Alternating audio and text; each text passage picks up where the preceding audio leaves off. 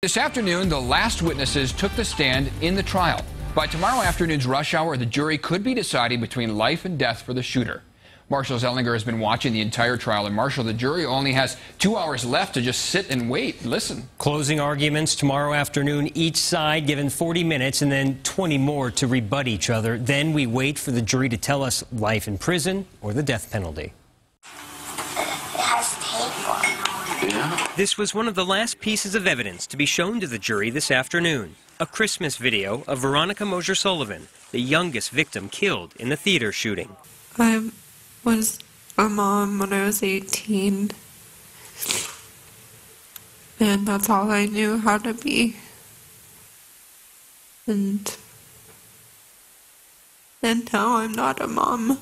We have now heard from family members of all 12 killed, after hearing from Veronica's mom and grandfather, Matthew McQuinn's mom, Jesse Childress's mom, Gordon Cowden's daughter, and Alex Teaves's mom. All describe life without their loved ones. I did not realize that grief turns into physical pain.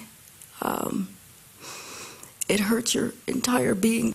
I just feel like my family's broken. An interesting moment at the end. With the jury out of the room, both the judge and defense pointed out which jurors they noticed crying over the last 2 days. We asked 7 News legal analyst Rick Kornfeld why. The point is the Court of Appeals knowing that jurors were crying and which jurors were crying. There's going to be issues on appeal that the judge allowed the prosecution to go too far in Phase 3. Before we get to appeals, we need the jury's sentence. And before that, tomorrow's closing arguments. You're going to hear lawyers begging for the life of their client.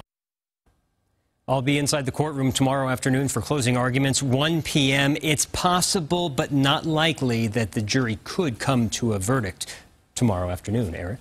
All right, thanks, Marshall. And one of the people on the stand today, Lisa Childress, the mother of Jesse Childress. She talked about her son's love of sports, including a special gift she got from former Broncos player Elvis Dumervil, who was Jesse's favorite player.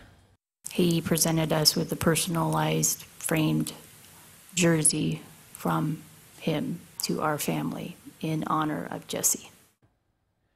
Marshall sent a tweet to Dumervil about today's story told on the stand, and he responded back with the simple hashtag, Salute Jesse.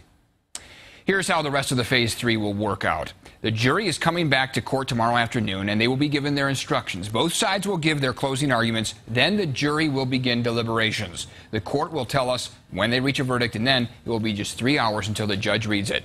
Stay with us on air and on the 7 News app to watch it all live.